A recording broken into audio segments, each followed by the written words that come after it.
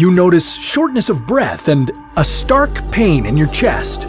You might have lost your taste and smell, and you're breathing like you just walked up 3 flights of stairs. These symptoms signal a trip to the emergency department of your local hospital. How will you be treated? When would you be put on a ventilator? And how could you develop a severe case of COVID-19 despite being perfectly healthy? Before you rush in, call your doctor or hospital ahead of time and describe your symptoms. You'll want to do this because your local emergency clinic might not have enough beds and may need to direct you to another facility. Or your symptoms might not be considered severe enough yet to require treatment at the hospital, so it's best to check by phone first. But once you are admitted, nurses will give you a COVID-19 test. Most patients will also have a set of blood tests taken from their veins. Doctors will then listen to your lungs and check the levels of oxygen in your blood with a clip-on finger monitor. Why are they doing that? Because if you have severe COVID-19 symptoms, the oxygen levels in your blood can drop too low. Since this can result in life-threatening damage to your vital organs, you'll get oxygen to breathe through 2 small tubes that go just inside your nostrils or through a face mask. You'll then get a chest X-ray or a CT scan so that doctors can get a better understanding of which areas of your lungs are inflamed. A CT scan, also known as a computerized axial tomography, is a painless diagnostic test that uses X-rays and computers to create cross-sectional images of your body. A CT scanner is a large square or round X-ray machine with a tunnel through the center. It helps doctors see into your lungs. During your CT scan, you will lie on a table that slowly passes through the tunnel. A giant ring called a gantry will rotate around your body. It contains a tube that releases X-ray beams and detectors that will measure the amount of radiation absorbed by your body. And these beams will capture many views of your body from different angles. As the gantry spins, the detectors will send data to a computer that creates cross-sectional images or 3D models of your lungs, helping doctors diagnose the severity of your coronavirus infection. Once your doctors have all the data to determine the progress of your COVID-19 infection, what treatments can improve your condition? Well, some patients may get standard antibiotics. These won't fight the coronavirus directly, but could be beneficial if you develop an additional bacterial infection in your lungs. But because there is no approved medicine specifically for COVID-19, you'll be relying on your immune system to fight off the virus and hope that oxygen therapy combined with supportive care can help your body recover. If things go your way, your immune system will start to produce antibodies to slowly kill the virus. But what happens if your condition worsens? If the oxygen concentration in your blood then drops below critical levels, doctors can escalate your treatment to something called high-flow nasal oxygen, which means that a machine will be pushing air into your nose, warmed to body temperature and humidified with sterile fluid. You can get up to 60 liters of oxygen per minute and up to 100% concentration. If high-flow nasal oxygen is not an option or didn't help, doctors will start you on mechanical ventilation in a last life-saving effort. You will be given medication via IV to put you to sleep. The first step in mechanical ventilation is called endotracheal intubation. Once you're asleep, your doctor will use an instrument called a laryngoscope. This device helps guide the endotracheal tube to its proper position. Your doctor will tilt your head back slightly and insert the laryngoscope through your mouth and down into your throat, taking special care to avoid contact with your teeth using a special blade on the device.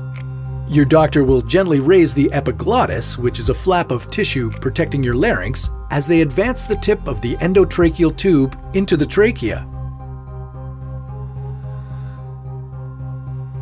Once the tube is in place, your doctor will inflate a small balloon surrounding the tube to make sure it remains snugly in place.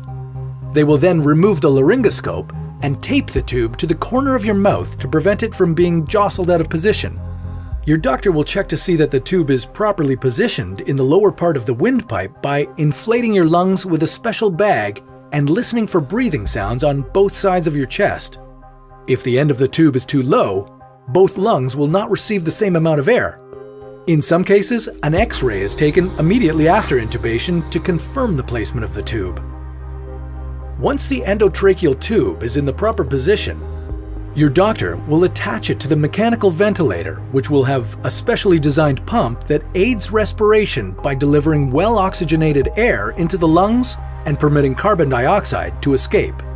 Levels of oxygen and carbon dioxide will be closely monitored to confirm that the ventilator is working properly. At the beginning of the outbreak, some hospitals were putting patients on ventilators early on in their treatment.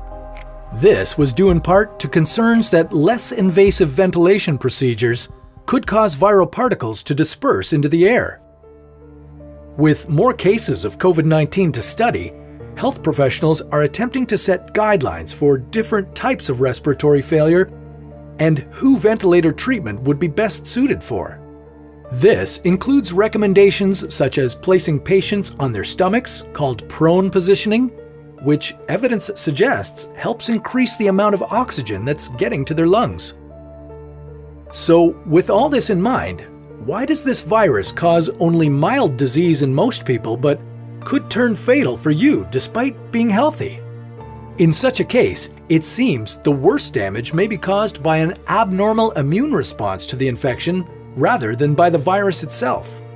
In simplified terms, when any cell in your body senses that there is something foreign, in this case a virus, the immediate response of the cell is to kill itself, a protective mechanism to prevent it from spreading to other cells. The way this happens is that cells in your immune system, called macrophages, release small signaling proteins called cytokines. Certain kinds of these trigger cell death. When many cells are doing this at the same time, a lot of tissue can die. This is what medical professionals call a cytokine storm. In COVID-19, this means that lung tissue breaks down and the walls of the lungs' tiny air sacs leak fluid through, causing pneumonia and starving the blood of oxygen. Most of your cells in the tissue will die as a result of this uncontrolled level of cytokines. It eats away at your lungs to a point where they cannot recover. Your body is now attacking itself. Cytokine storms are becoming a common occurrence in COVID-19 patients with severe symptoms, and they seem to play a role in death in a large number of cases. Whether you would develop a cytokine storm may depend on genetic factors. Patients in studies with the H1N1 influenza virus who developed cytokine storm syndrome often possessed subtle genetic immune defects, resulting in the uncontrolled immune response. Now, you are more likely to have developed these genetic immune defects as you age, but there is also a small chance that you might have a genetic predisposition to developing cytokine storms after infection with the novel coronavirus. It's important to mention that the complete picture of cytokine storms is not yet well understood, and the medical community is still early in understanding the many aspects of the disease. A lot of findings and hypotheses need to be confirmed in more and larger clinical studies. But the good news is that many clinical trials are underway to explore treatments used for other conditions that could halt cytokine storms and fight COVID-19, as well as to develop new ones. There are currently hundreds of clinical trials of proposed COVID-19 drugs already recruiting patients. So if you're lucky enough and make it through all this, you'll be weaned off the ventilator.